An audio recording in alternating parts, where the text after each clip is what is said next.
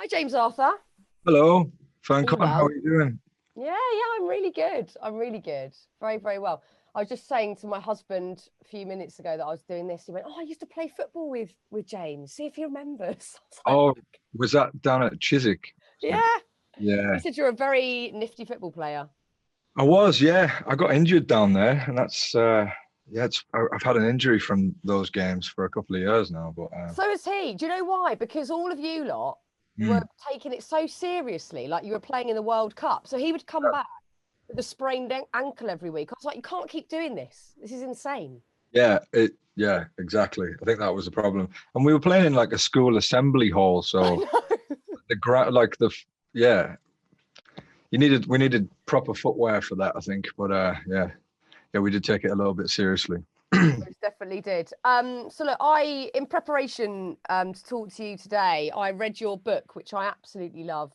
Um, We did. Back to the Boy. I thought it was so well. Obviously, it's deeply personal, and you've not shied away from talking about anything, which I massively admire. It's a really beautiful book, and it's a really helpful book as well. And I guess it was key for you to, obviously with the title Back to the Boy, like looking at your childhood Mm. seemed to be, from reading it, I'm sure painful at times, but deeply therapeutic too, connecting all the dots. Yeah, I mean, it's interesting you say that.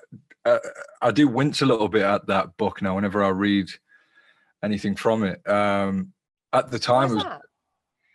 I think I don't know. I think it was like you said, it is deeply personal, and I do touch on a lot of stuff from my childhood. It kind of tainted a couple of family relationships and things like that. I think at the time it was a bit of a whirlwind for me because I'd made a sort of unlikely comeback from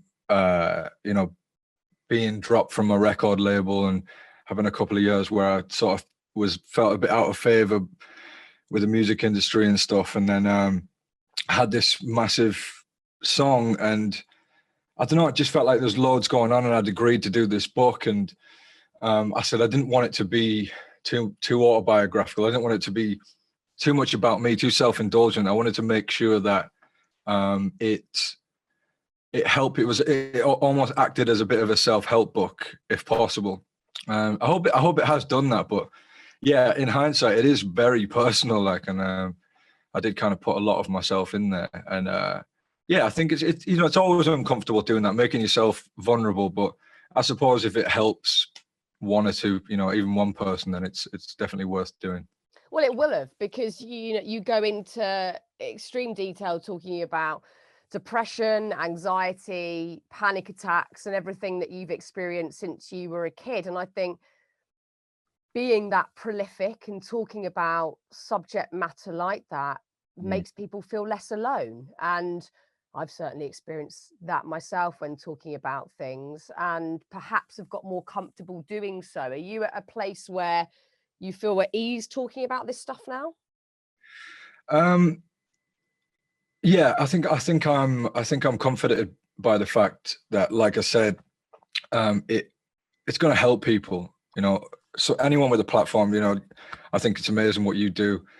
I love this podcast, by the way, and Oh, thanks, James. I think that yeah, I feel like people with any kind of a voice in society should have a bit of a duty to to talk about their struggles. I certainly do. I feel like for me, you touched on like anxiety and things like that, and I suffered really badly with that, and still do. To be fair, I battle with it every day. But I used to internalize it a lot more than I do now, and it would just eat me up, and I couldn't make sense of what was going on in my head, what was going on in my body, and it wasn't until I kind of made that step to just start talking about it, to start saying, look, I keep having these panic attacks. I keep feeling like I'm going to die, and stuff that felt really irrational to think about. Once I started verbalizing those things, I did start to feel better, and I found that a lot of people could relate, and also would experience these things. And it was mind blowing to me that so many people understood anxiety, and yeah, I just think that that's, you know, that taking that first step is huge. And in answer to your question, I just think that's just the best way to tackle it, is to speak about it. And even though it does still make me uncomfortable, because it triggers sort of childhood traumas and things like that to speak about it. And I think, it will always do that. Not as much as maybe it used to, but again, I think it's necessary. I think it's really necessary to be honest, and hopefully it will help people to do that. Well, anxiety is on the rise, as we all know. You know, every year new stats come out showing that teenagers are feeling more anxious, or medication is more freely being prescribed to people that are dealing with anxiety. And I know, as you've just said, you know, this is something that you still deal with daily. Yeah. And maybe perhaps less than you used to, because this is a long-term situation for you. And I read recently, just before the pandemic, you had a pretty severe panic attack on stage. Is that right, when you were in Madrid? Yeah, I was on stage in Madrid, and it was weird, because I actually thought I was doing all right at that time. I thought I was equipped to deal with all the sort of pressure points that were going on in my life. But it turns out that I wasn't. I was clearly really stressed out and spinning a lot of plates, as you do. And yeah, no, I think it was my body's reaction to probably a lot of the subconscious chatter and noise that was going on. Or maybe I just wasn't looking after myself or being kind enough to myself. But I ended up having like a bit of a really bad panic attack, which then uncovered some health issues, some physical health issues. I ended up having to have a surgery to remove some gallstones and things like that. And that really forced me into doing talking therapy and CBT therapy for the first time ever, to try and undo some of these hardwired, just unhealthy behavioral patterns that I'd been setting myself up to fail every day, it seemed. And I had no idea I was even doing it. I guess I'd just kind of got into a way of living that wasn't healthy, but I was used to it, if that makes sense. No, most definitely. And I think it's also, you know, just from what I picked up from reading about you and reading the book, the pressure that you put upon yourself. And although I didn't experience anxiety or panic attacks as a kid, I feel like the panic attack experiences that I have a very similar flavor to yours, in the fact that it's very linked to outside judgment. Yeah. It's very linked to what would happen if the panic attack was to occur now in front of people. You know, that's why I haven't really done live TV in, I don't know how long now, because it's such an acute fear for me. I don't even know how I would begin to get over that without the beginnings of a panic attack coming on. I haven't tried, to be honest. I haven't pushed myself. I'm quite comfy doing my little podcast from home, writing, and not stepping into that space at the moment. Maybe down the line I will, but obviously for you that's not an option, because, you know, my job is lots of little bits here and there, whereas yours is getting on stage and singing is at least 50% of what you do. So yeah, how do you cope with that, knowing that could be a potential trigger, that you're going to get on stage, that pressure is instantly applied because people are watching you, you want to do your best to prove to yourself and others that you can do it? That's so much to cancel out that noise when you just need to sing. Yeah, it's interesting. Yeah, when you put it like that, there is obviously an awful lot of pressure. Interestingly, my anxiety and my panic attacks had never occurred whilst performing, being on stage. This is why I suppose the Madrid thing that you mentioned was so significant, and why I had to really address it. Because I guess I mentioned childhood trauma. Like this therapist described it as like a little kid kind of tugging at your sleeve, and you just kind of telling it to go away all the time. And I guess it had been like, well, you've ignored me long enough, so I'm going to get you where you're in your happy place, if you like, in your safe space, which is on stage for me. I guess when I perform and when I'm singing, there's no time to think to catastrophize or think irrationally about things. I'm present in those moments. So for it to happen to me when I was on stage was just absolutely wild. And I remember I had to literally walk around Madrid for about 2 hours after that, just to like settle down the thoughts. It was mad. But yeah, in answer to your question, I have to do all the right things. I have to be good on the bad days. I have to, for me, exercise is profoundly important. What I eat, and you know, I have to really be careful. There's so many triggers for me. So yeah, I mean, I would encourage anyone who struggles with that stuff to, yeah, I think movement is medicine, and I think talking, I think therapy is, but for some people it's medication. But yeah, I mean, I don't know, it's different for everyone really, but yeah, for us in the public eye, like you said, there's always so much judgment, and that's always in the back of your head. You're always thinking like, you know, what are people thinking about me? Am I doing a good job? And if you're like me and you're competitive and you're ambitious and you want to be the best at what you do, yeah, it's a tough thing to balance. I'm not going to sugarcoat it.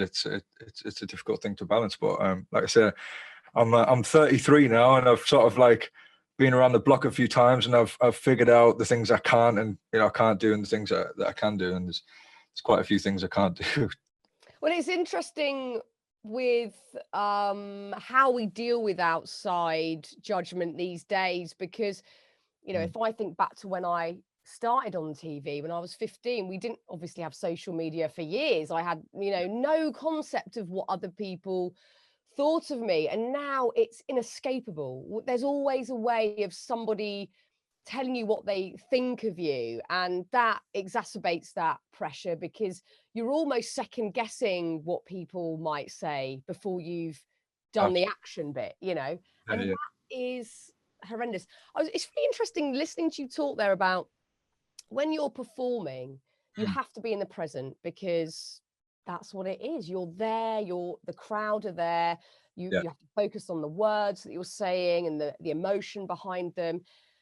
And it kind of makes me think panic attacks really are purely only based if you project really far into the future or into the past. I know mine are usually, actually mine could be a concoction of both, to be honest. If I'm sort of triggered from the past, but then I'm projecting into what might happen in the future. And maybe that is one of the keys to coping, is looking at things that make you feel very, very present in the moment. 100%. I think that's the major key in everything, and it's probably I probably should have mentioned that earlier. That is the I suppose that's the way that I've tried to navigate this whole thing. Is that I think Eckhart Tolle talks about being the watcher of your thoughts, doesn't he? And he tells you, you know, it's all about being in the now and stuff, which is profoundly helpful in those situations. Like you said, if you look into the future, all that creates is anxiety, because you can't control anything in the future. And you look back, maybe there's trauma there, maybe there's guilt, regret. You know, there's all kinds of negative emotions that are attached to looking back. So yeah, I think practicing being present is huge. I bloody love Eckhart. I've just been listening to his podcast, Essential Teachings, because I was feeling really out of control last week. And if I just go off and have a listen to some of those episodes, and I feel like Eckhart's just talking to me. He's talking me down out of this, you know, ridiculous cycle I've gotten in my head. He is the man. He's the man. His voice is voice.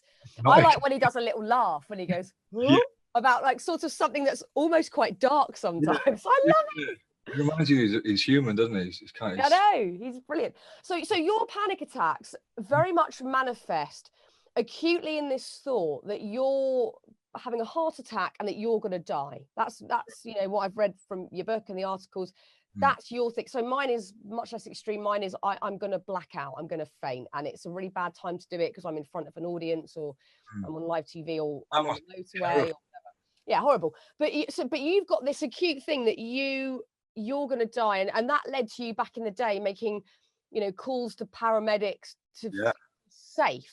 Where are you at with that now? If you have that feeling and it's that extreme, because that's an extreme manifestation, you know, in panic, what do you do? Well, that's a good question. Do you know, it's like when you you bring that up, God, I think about, I would have those irrational thoughts several times a day, and it is seriously irrational, that thinking you're going to have a heart attack. I mean, there's absolutely no evidence to suggest that was going to happen, and I think that's another key word, is where's the evidence to suggest that this is going to happen, and practicing rational thought, which is something that I never did until I started cognitive behavioral therapy, and started to practice thinking rationally. Because it was super unrealistic and irrational thinking was behind all that. And what do I do now? There's a really long-winded way of saying I try and think rationally. And for people who don't have panic attacks and maybe don't understand it, I'm sure a lot of people that listen do. But you can be the most rational person in the world, and you can be intelligent and emotionally intelligent, but when you're under the throes of one of those panic attacks or whatever, or it's got a hold of you, it's a very hard thing to center yourself and find that one voice in your head. So another thing that this therapist told me was there's like the senses thing, where you see if you can smell something, see if you can taste something. Just try and get a grip on reality, and again, going back to the being in the now thing, is find something that brings you back to now and what's reality, as opposed to this crazy irrational chatter in your head. I've really tried to combat that. I think, when, say, I will sometimes be triggered at night. So I know I've got to sleep. I've got something the next day. Sleep is imperative for me to do a good job the next day, which is instant pressure and means I'm not going to sleep. Yeah, I've got 8. It's got to be 8 hours for me. 8 hours. Useless. And yeah. Yeah, I have exactly that. And then I put so much pressure on myself. And then one tiny thing could trigger it, and it might be there's a group of people outside the house making a lot of noise, and then I've just lost the plot and I've gone, or it could be one cyclical thought of that it's going to go wrong tomorrow, and I try and find that voice of reason, that rational voice. Like you've just said, there's no evidence, or it might all be, what if it's all okay, what if it's amazing tomorrow? And I really try to grab hold of that, but sometimes it just doesn't feel enough. The other voice is so much louder. And the only thing, I don't know if it is even a coping strategy, but has somehow taken the heat out of it a bit, is something Deepak Chopra said on this podcast, which was to not resist it, to stop going, I have to stop this panic attack now, I've got to stop it, but just let it lean into it. Yeah. Just let it happen. And I think it makes it a bit quicker. Maybe it doesn't make it necessarily go entirely, but sometimes I will just find myself falling asleep, and then I wake up the next day like, oh, what did I do to get to sleep? I can't even remember. But it's such a complex one. Like you said, if you haven't had a panic attack, it seems like a bizarre thing to try and dilute or get a grip on, but it feels like you're so wildly out of control. And I wonder for you if some of that feeling out of control, or maybe all of that feeling out of control, is directly linked to your childhood, because you've explained that you had a lot of change as a kid. You had so much change with your parents getting a divorce, your mum remarrying, you having new siblings, you and as a family with your stepfather at the time moving to Bahrain, and you really liking it there, but then having to come back after 3 years, and then eventually ending up in foster care for a couple of years. It wasn't particularly stable for you, and maybe that sense of being out of control was something that felt familiar. Yeah, I think so. And I think being out of control and maybe feeling a bit rejected as well. 100%. Yeah, you're absolutely correct, I think. And with stuff like that, with stuff that happens in your childhood, and for me, those things happened in my formative years. I think that I definitely underestimated how much of a knock-on effect that would have in later life. And I think that's why, yeah, just how you brought up is so important. I never gave enough credit to that. And I see my friends who had both their parents around and stuff, and just how much more level-headed and rational and together those people are. And I'm aware that I'm just someone who's always going to battle with that, because of there's some hard wiring there from childhood. And yeah, when you kind of feel as though the people that are supposed to look after you and care about you have sort of turned their backs on you in those formative years, I mean, for me personally, I just felt like everyone was going to do that forever. No one was ever really going to accept me. And that's probably what led to like these panic attacks. And, being on something like the X Factor is just like, I was in obscurity, and all of a sudden then there's 12, 15 million people, whatever, watching on a Saturday night. And Twitter was at its peak when I was on the show. It was just everything, and every man and his dog was on there and commenting on me, good and bad. And it just swallowed me up. And I think I was a bit scarred from that as well. So yeah, there's definitely a lot of things that lead back to my childhood and certain traumas that I've been through. And I think it's probably the case for anyone who suffers with anxiety. I mean, what about you? Like, where do you think that your panic attacks or anxiety is stemmed from anything in your past? Yeah, I mean, most definitely. It's hard to pinpoint exactly what and where. I mean, my mum has definitely struggled over the years with her own mental health, and we've talked about it, further down the line. I guess when I started talking about mine, we were able to get into a more human to human conversation rather than the mum daughter dynamic. It doesn't always turn out that way, but I think we have Yeah.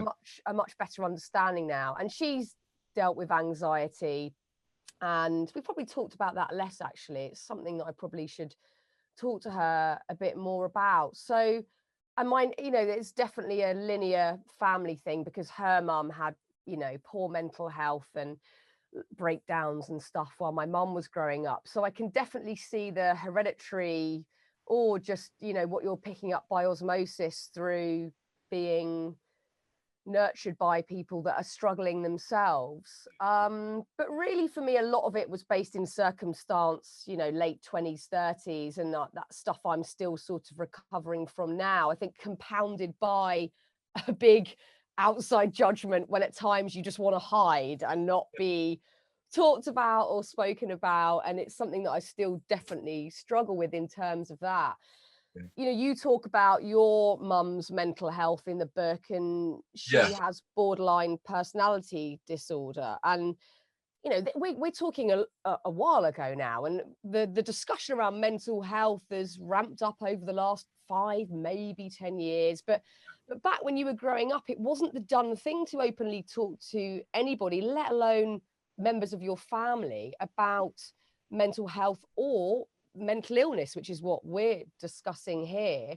Yeah. How did that affect you? Did you have an inkling when you were growing up that your mum was struggling, or did you just simply take it very personally that Yeah. there was something wrong with you?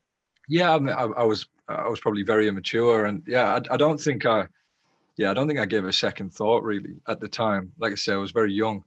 And yeah, I mean, in hindsight, looking back, I have a lot of empathy for my mum and my dad. In fairness, they were just trying to do the best that they could. They didn't have the answer at the time. And my mum was a very young mum, had 4 kids, gone through 2 divorces.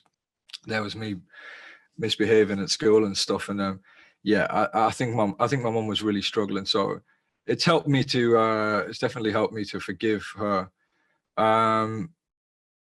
But yeah, so I'm trying to think of what the question was. Well, what's your relationship with your mum like today? Do you talk about your mental health or your mum's problems in the past? Is that something that you can do now that you've opened up the discussion Yeah, through music and with the charity work that you're doing? 100%. Yeah, I've really done my best to try and understand my mum's mental health issues. And yeah, it's the thing that she struggles with is really difficult, because it's kind of like you can create these narratives that aren't really real, and you can think a lot of people are against you when they aren't, and that must be tough to deal with. So yeah, I've gone to great lengths to understand my mum, and we have a good and healthy relationship now. But yeah, I just think that yeah, there were young mum and trying to do her best, and unfortunately I suffer the consequences of, I guess, families breaking down and marriages breaking up, and I try not to pay too much mind to all that stuff now, because it's just not gonna serve me very well moving forward. You talk about in the book, and I'm imagining there's an element of this in your music too, that you very often, whether it's in times that things have been going well or not, really actively pushed the self-destruct button. You've gone, no, I'm gonna, like when you talk about relationships and times when somebody has openly said they love you or they're very much there for you, and you have had a tough time accepting that, accepting love, accepting someone wants to care for you. Where are you with that today? Yeah, that's a weird one, because although I've kind of read the book on how all this stuff has affected me, and I understand it, and I understand the way that my mind works, it's still something that's not easy to shake. I'll go back to what I was saying about the kind of that feeling of rejection or not belonging or abandonment, whatever you want to call it. I think my relationships in the wake of all of that, and me being in foster care and those kinds of things, definitely suffered, because all of a sudden I put all of my energy into relationships, and like the girl, the object of desire, was everything to me, became like the focus, and everything else kind of suffered. And anything that went wrong, it gave birth to trust issues, obviously. And that plagued me for a long time. I've definitely got a much better relationship with that now. That comes down to just kind of self-worth and things like that, I think. And I try and count my blessings. I try and remind myself of the things that I'm grateful for. And I'm extremely lucky. I do what I love for a job and everything. But I'd be lying if I said that it again wasn't something that I grapple with. Definitely, am I good enough? It's certainly something I've struggled with in terms of my image. I'd be lying if I said I didn't struggle with that kind of thing. Like you all know yourself. I mean, especially being a woman in the industry, and how much judgment comes with that, how unfair people can be. It's unbelievable at times.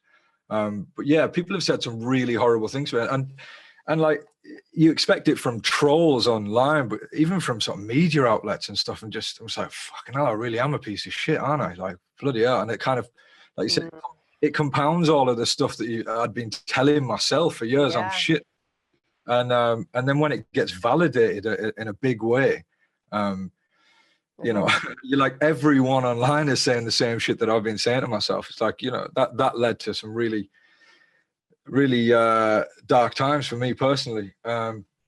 But I guess with age, you learn to give less of a shit, and you learn to listen to your own thoughts and your own opinions on things, and not let anything external disrupt the kind of path that you're on, I suppose. It's hard though, isn't it? It's so hard. Like, there's so much outside noise. I know that feeling when you've got a negative thought about yourself, and then somebody else, a stranger, confirms it, and you're like, it has to be true. It must be true. I am a piece of shit.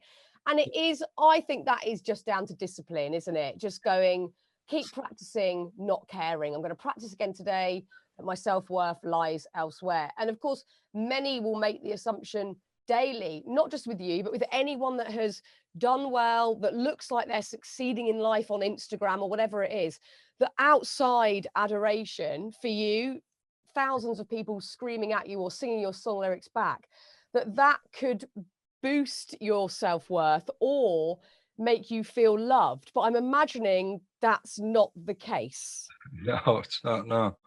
No, you're totally right. You hit the nail on the head there. It's like, Yeah, so you hear people talk about it all the time. Anyone that's suffered at the hands of trolling or whatever, you know, and you see 1,000 positive comments, and you almost ignore them. You almost Looking for the bad one. you're Yeah. almost looking for the bad one. I've definitely done that. But yeah, like you said, practicing not giving a shit is great. And when you start getting good at it, when you start actually, it feels fucking brilliant, doesn't it? When you actually like have successfully got through a day where a couple of things have been thrown at you and you've actually not given a shit. It's the ultimate sense of achievement as someone who obviously needs validation from people, and craves that. Like, yeah, it is good. It's one thing I like about getting older, for sure. Yeah, I'm definitely still practicing it. Like, I think, we all have possibly one or two big self-limiting beliefs that are omnipresent, and they might just sort of run at a subterranean level beneath life. And one of mine, and my friend summed this up so well. One of mine is that I'm getting everything wrong. And my friend Sarah Wilson, she's been on this podcast before. She's insanely clever. And Yeah. she said, you feel like everybody else got the guidebook to life and you didn't. And I was like, yes, that's it. Like, I just keep feeling like I'm getting simple things wrong, or I didn't learn the things I was meant to at the crucial point, and therefore I keep making the same mistakes. And so I think I still wobble with that one. But you're right, with age maybe it does get easier, and you just have more focus on the things that you know work for you and the things that you really love.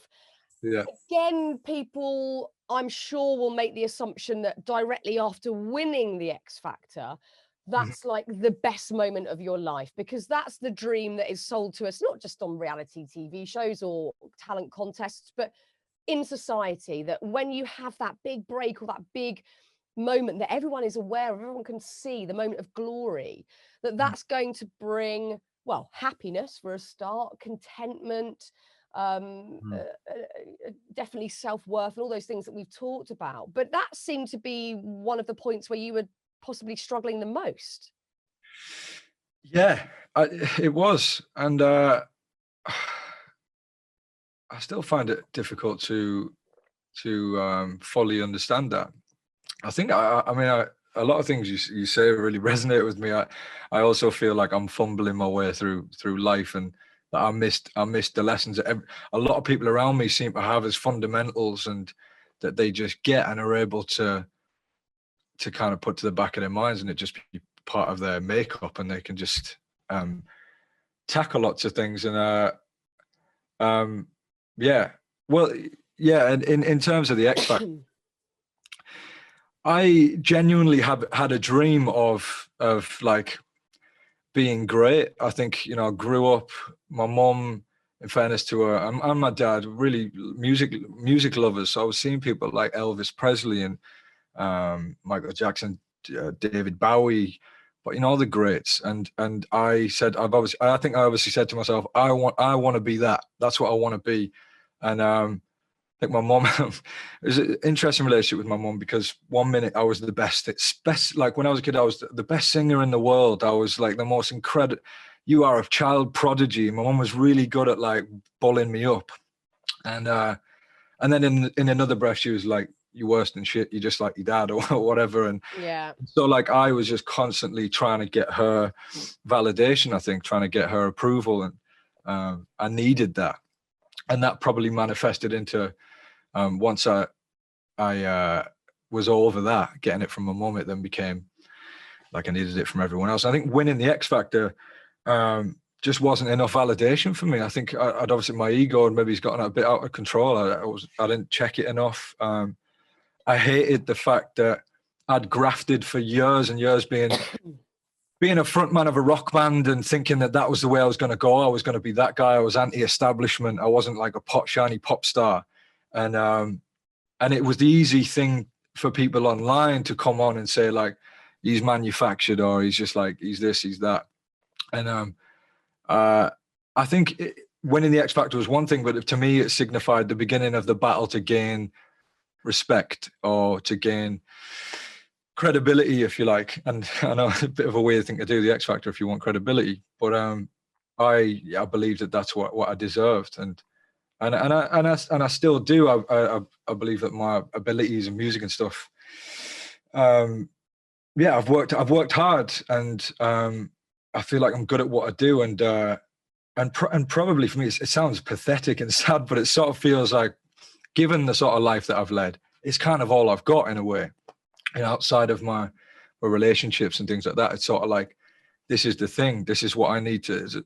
I need to leave a legacy. I need to be great, or as great as possible. And then when things don't go your way, or the external, the things you can't control, stop me from doing that, I get very, very down, and I get I get down on myself, and I'm waffling now, but I think I can't remember what my point was. But yeah, I mean, no, you've made a brilliant point, because I think we're all seeking that validation in some way, especially, sorry, my throat has gone so.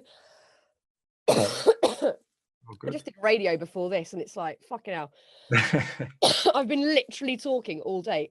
You made some great points. It's I think we're all seeking a sense of validation, because the world seems like a very judgmental and quite a nasty place a lot of the time. And if you're a kid that's grown up not feeling like you fit in, or not feeling loved at some point, it's the thing you're going to do is reach for that even more. And I guess then when you get it, yeah, and you realize you still feel all the same feelings, yeah, where do you go next? You know, you couldn't be more appreciated winning a huge show like that. yeah. But then when you're left alone at the end of the day, and you still feel the same, Yeah. What now? You know, that the feeling is, what now? And you know, that's not to make you sound ungrateful or whatever, because you've just said you appreciate it greatly. But when you've thought, that's my way out of feeling mentally awful, and then you realize it's not, that's hard. Oh God, yeah, that was and that's why I think you mentioned the self-destruction thing earlier. Why do I press the self-destruct button? Yeah. I think it's because of that. It's like, oh, shit's going really, really well for me. Wow, I've got what I wanted, and then I don't feel any different. And I mean, that was the height of it with the X Factor thing. It was like, and then you saw, it was well documented how the way that I went after the show. I fully pressed this. I was like, I did everything I could to get rid of it, almost to like prove that I could just kind of, I could fuck it up the way that I'd messed everything else up in my life to that point. Anything that was good, I'd kind of I talked myself out of it, that I didn't deserve it, I suppose. But you know what, what's so admirable again is that you did not give up, because even when you had been dropped, and even when, you know, as you've said, people had an opinion of you based on certain circumstances or assumptions, what is amazing is that you didn't give up, because, you know, I've been at that point where I've thought, I can't do this anymore. I want out. I don't want the judgment, but something keeps you in it. Yeah. Was that purely just the fact that music, that's you need to do music? You know, you've been writing songs since you were a tiny kid. That's been your way of expressing yourself. That's been your way of making sense of the madness of life. Was that the thing that kept you from going, because to stand back up on the X Factor stage after your comeback, or to release new music or whatever, that's not easy to do that. So what kept you in it? Yeah, good question. And I think you nailed it with the music thing. And it's funny because sometimes I think to myself, like, I just want to hang it up. Like, I want to hang the mic. Like, I don't even enjoy like 90% of the music industry, like, other than actually performing and recording music. Like, it's something that I became good at through hard work, I think. But I actually, I fantasize about it not having to do it, and not being the brand and being judged and all that kind of stuff, like you said. But in all honesty, I think it is that thing. I went into fight or flight after that whole thing, and it was a choice. It was either like kind of what's the phrase, kill or be killed or something. Like, it was like do or die sort of thing. I genuinely was like, do I just end it? Because I don't know what the answers are anymore. Like, I thought it was this, but I don't think it's realistic that I can really get to that top level because of maybe where I come from, whether it be my background or because of the X factor or whatever. It's, I think a lot of people have preconceptions of me that I think are going to be difficult to undo. And by the time I do that, maybe my time will have passed. But yeah, in answer to your question, whenever I'm really in that time of need and I'm really giving up, music always seems to come and save my life. And maybe I'll pick up a guitar and I'll sing a melody and I'll go, well, that's what that's my purpose. And that's, yeah, I'm like, I can move people with this, which is magic. It's like, to be able to move people with a song that I've written is yeah, it's unimaginable. It's invaluable. It's incredible. And people tell me that songs I've written have saved their lives, and that's worth sticking around for, I think. And it's really interesting that underneath all of these negative thoughts about yourself that you've had over the years, that there's still always a really wonderful thread of self-belief, because otherwise you wouldn't be where you are today, which is selling millions of records and releasing new music and a new album out later this year. You wouldn't be in that place unless you had a tiny, little chink of light that says, this is actually still going to be okay. You can do this. Yeah. So do you think that's always been there, that sort of self-belief of, it's going to be okay? Yeah, it's funny you say that. The thread of belief is exactly right, and I think that thread, as thin as it may be, is obviously so powerful with me. It's like, I think I lack a lot of confidence in a lot of areas, but with the music, like I've almost got a sort of sportsman like competitive thing with it, where I'm just like, there's a certain lane with the music that no one can fuck with me in. Do you know what I mean? No one can, like, there's, you insert artist name can do this, they can do that, but they can't do what I do, because it comes from a really authentic place. It comes from real pain that I think there's only a few artists that I know of can really draw upon, and that you believe them. It depends what you're into, I guess, but yeah, I know. Do you think you could write at the level that you write at without the pain? No, and I think the reason is because Mike Tyson says a cool thing that I like, where he says, people ask him, like, is he happy? And he's like, well, what's happiness? Happiness is a fleeting moments. It's happiness is never 24 hours a day. And if you're someone who wants to progress, there's no progression without adversity.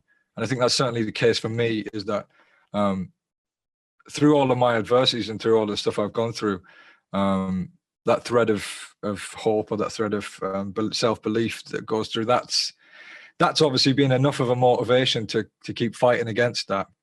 And I'm still here, and something to be said for that. I'm still progressing. There's still room for progression. And yeah, the thing is what's scary though is it's kind of on a knife edge, because I'm a realist as well. And like, once I start to think that's the end, I'm going to have to figure out how to be happy with just me. And when that dream is kind of like, right, you got to kind of wrap it up, kid. You're not really relevant anymore, or your shelf life's over. Like, the radio aren't going to play you anymore. And every time I release a single and it doesn't do what I think it's going to do, I really, really struggle with that. I'm like, shit, I need to make sure everything in my life outside of this thing I'm chasing is in place, and that there's some structure there. And that's the biggest life lesson, isn't it? It's like, for all of us, we can't place too much focus really on anything, because everything's so either impermanent or there's no guarantee with literally anything. So we have to almost be okay, even for you outside the music, just with yourself, because that's the only thing we can really deal with, isn't it? Like, what our thoughts are, how we feel inside.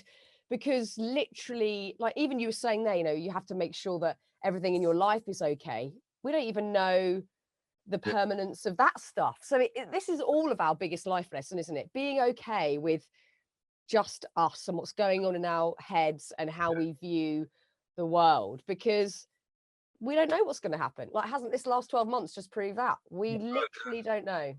Yeah, it just kind of shows you to embrace the uncertainty, haven't you? You've just got to It's hard, but keep going into the fire and hoping it all works out. Yeah. I'd imagine you've probably read or watched Brene Brown's stuff. I love her. I She want her on this podcast so bad. We've almost been sort of campaigning to get her on. she would be. I will shit myself when it happens because I love her so much. She's like a hero. She's incredible, isn't she? She's amazing. She's helped me more than any therapy or anything I've ever done. Just watching one of her seminars, like the vulnerability stuff, I think is massive. And that's kind of what I try and tell any of my fans or anyone in my family that's struggling.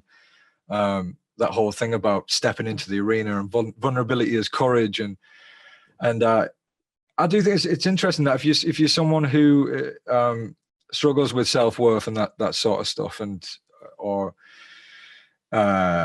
worries about what people think about you, that whole thing of like, I always, like, because of where I came from, I always had this, my culture in the Northeast there's a lot of machismo, like people don't talk about their feelings, and I always thought doing that was a sign of weakness. And then hearing her talk about how, you know, when someone walks into a room and they go, oh, I've had a shit day, I feel like shit, I broke up with my boyfriend or whatever, like, no one dislikes that person. No, do you know what I mean? No, you can't hate that person because they've made themselves vulnerable, and immediately you relate to them. And once I started thinking like that and sort of recalibrating my mindset to that sort of thing, and just being like, just be authentic and you know, be vulnerable. That's brave, and that, you know, you deserve a lot of credit whenever you do that. That really helped me navigate life a bit better, was the point that I was making. Well, it makes for a bloody good song as well, because I don't know how you feel about this, but whenever something a bit shitty happens to me now, or I get, you know, something from the past bites me in the arse, or I have a panic attack or whatever, there's obviously like me dealing with that experience, but then maybe later on that day or the next day I go, oh, I could write about that. Oh, I might mention that on the podcast. And it almost sort of feeds the work that I'm doing, because I've realized the potency of what you're talking about, and what Brené, you know, constantly professes is that level of vulnerability, if people are willing to meet you there, that's an amazing feeling. And that's a really beautiful thing. 100%. So, you know, whatever goes on in your life now, it's like, oh, fodder for a song. Fantastic. Yeah. You're right. That's a perfect way to look at it, I think. Perfect way to look I know that obviously and you've mentioned Eckhart Tolle already, being present, being in the now is of paramount importance. But I read something, I can't remember if it's in an article or something about you, where you were saying sometimes, and I've very much experienced this many, many times, you could be going about your day. It's a very average day, you know, nothing brilliant or bad's happening, but you're feeling fine and you're doing okay as an equilibrium. And out of the blue, there's not even necessarily a trigger, a memory or something from the past comes up. And it's not in any direct relation to what you're doing now. It has no effect on what you're doing. But the memory of it is enough to ruin your day or turn your mood. And I had that a lot in my early 30s, and I still do have it a little bit now. What do you do in those moments if you feel the past creeping up on you, or just a thought that you don't want in your head from the past? How do you make peace with that? Because I think it's a problem that a lot of people struggle with. Wow, that's a really good question. And the truth is, I think I'm still figuring that one out, to be honest. I try and apply all the things that we talked about in terms of staying present and just trying to focus on the positives, which seems like a really lame, basic thing to say. But it's a weird one, because it takes sometimes something to trigger you, and you know, in therapy they tell you got to figure out what the triggers are, and sometimes you can't even figure out what they are, which is blindsiding. So I think for me, I have to focus on the positives, and I have to be present, and that's really all I can do. Yeah, in all honesty, I'm still figuring that one out, because that one, it's not as frequent for me, that kind of like memory thing triggering something. It's more now like when I have panic attacks or little episodes like that, it's more attached to a situation that I recognize as somewhere that I've had a panic attack before, I guess. And I think you know, it's outside of running away from the situation. Yeah, it's a difficult one to figure out. Sorry, I haven't got a great answer for you on that one. You do not have to have the answers. I haven't got any answers. God, you know, this is why I do all this work, because I'm still trying to find them. I'm still trying to look for them. And I think all of it's in storytelling, isn't it? All of it's in storytelling and us listening to other people's stories. And the one thing that I get from knowing what I do about your story, and some of that will be incorrect and some of it might be accurate, is a really good lesson that we all need to learn. Because I think one of our biggest fears collectively is that if something really bad happens to us, or we feel that there's an end to something that we want or like or feel safe in, that it's over, game over. I would never recover from that. I could never get back on my feet again. And you seem to be, in the nicest possible way, cockroach-like, in the fact that you're like, that's not the end. I'm still standing. And I might feel like shit, but I'm still here. And I think you very much proved with, and I feel like there's bits of my life that I could say I've felt similar, that I thought it was the end of everything and then it hasn't been. And I think that's real comfort for people, because if you are going through something awful now, which many, many people are, or you're scared about something ending, it just doesn't have to be the end. Yeah. That's a good way of putting it. I think I take pride in that, being cockroach-like in a way. Like, yeah, it's a good thing. You know what I mean? Like, I'm not going away. You can try and write me off at your peril, but it goes back to that thing, that thread of belief. It's like, I still know that I'm good at this one thing. And you can say whatever you like about me, but there's enough evidence there to suggest that I can, not to sound like a complete narcissist, but I can write a song that will get 1 billion streams, and that came very easy to me. I know I can move people. I know I can compete, and as long as I've got the ability to do that, you can't write me off. And I think, if you've got that belief, your belief system is so strong, isn't it? Yeah. Once you have formed a belief, then it's almost kind of unbreakable. And I guess it's been my life raft in all the shit that I've gone through. So with this, so you've got your new album, which is coming out is it October? It's in October, yeah. October. So what are you, obviously each time you go to write an album, there's a bunch of stuff you can tap into, life experience, things that you're dealing with at the moment. What felt important to dissect and, I guess, work through? Because I'm imagining there's an element of your songwriting that's very healing for you as well. Penning it, getting it out of your system, and then that full circle process of singing it out loud. What was important to tackle this time around thematically? That's a great question. So just to take you back a little bit to the beginning of 2020 is when I had that kind of health scare that we talked about. I had to go to emergency surgery. I then got checked into the Nightingale Hospital, and it was like, yeah, bro, you need to properly address all of this shit now, because it's probably what's,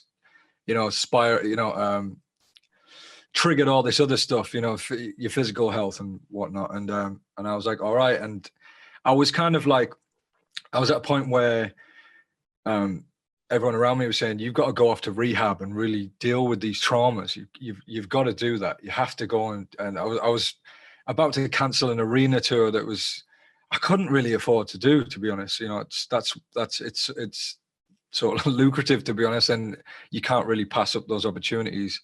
But I basically had a choice between like February and March, which March was when I was going to do my arena tour.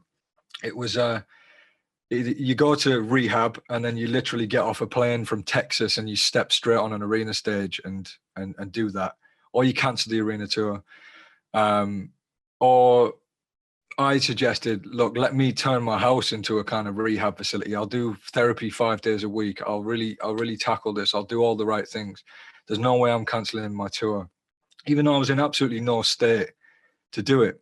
But anyway, long story short, I did it. I put the work in within that month.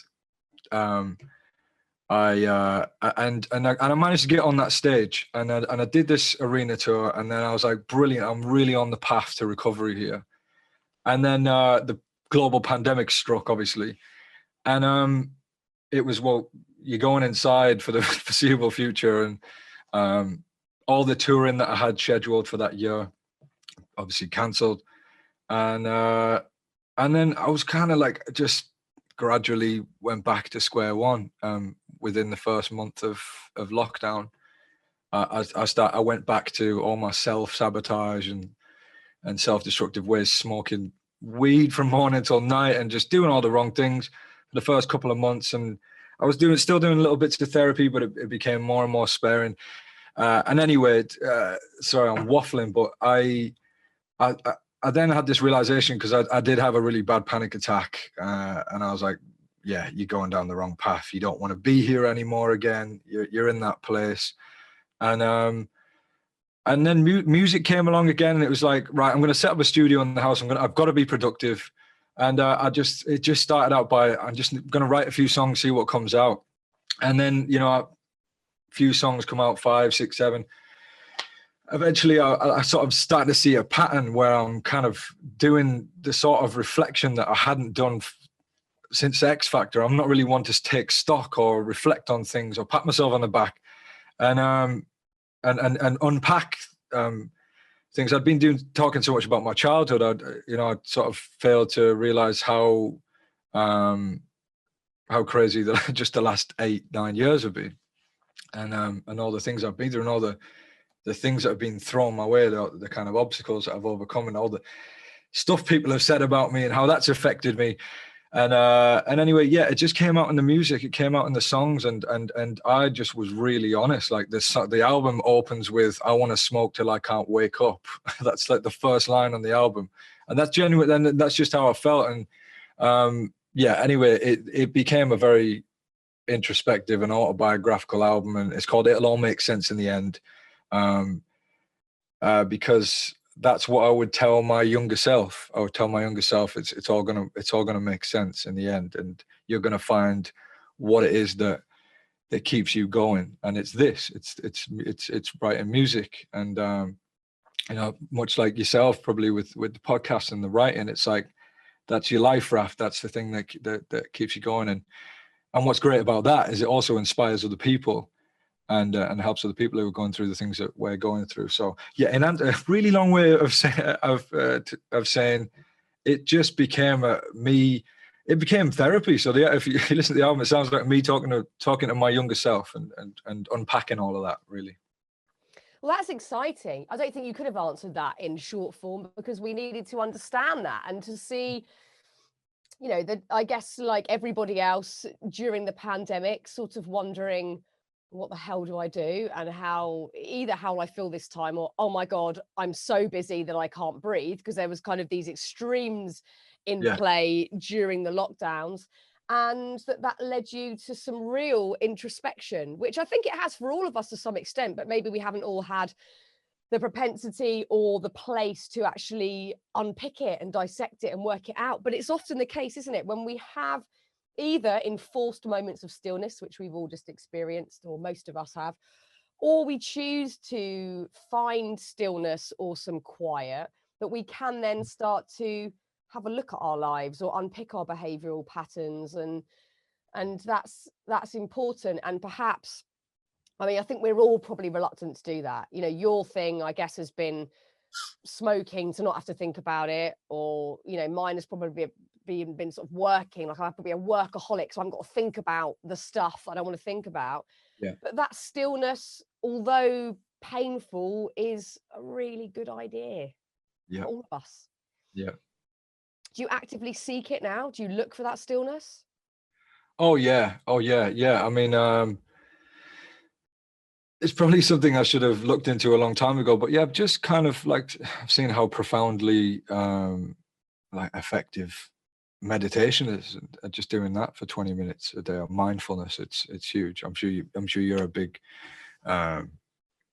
advocate for that sort of thing. I am. I just don't do it enough. I always find an excuse. I know what I'm like. I've got emails to do. I've got to do this bit of editing or whatever, and it's like I think we'll all find an excuse if we can to not do it, even though we know it's good for us. Yeah, definitely. I'm like you with the work, because it kind of mimics that the mindfulness and the and the meditation in an unhealthy way, because it does provide you with that focus and that it sort of doesn't it keeps the demons at bay, because as you're working, you know, they can't get in. But the mindfulness and the meditation is a much healthier way to do it. But I'm the same. I'm just like, I know how good it is, yet I don't make enough time for it. No, I mean, I think I'm using this as, I don't know if it's a loophole, but like I said, listening to that Eckhart podcast at the moment, I will go and do that for an hour. And I don't think that's a distraction. I think that's kind of looking for stillness. So I'll pat myself on the back a little bit there. I've been doing it more recently. And well, that's not work. Maybe I was referring more to the emails and stuff like that. No, that is pure distraction, which I'll just clear a drawer out, or I'll, you know, sort out my son's t-shirt drawer. And it's like, I know what I'm doing. I'm avoiding the stuff that I have to sort through. Well, look, I'm very much looking forward to hearing that album, you know, you describing it there and seeing how willing you've been to sort of dig into the last 8 years of your life and the huge ups and downs that you've experienced. And I think, like with all of your work, it will really touch people and connect you with people who are going through similar stuff. So good luck with it, and thank you so much for talking to us today, and keep doing what you're doing. Thank you very much. Thanks for having me on the podcast. Like I say, I think you do amazing work, and yeah, you're just great. So thanks for having me on your wonderful podcast. Appreciate it.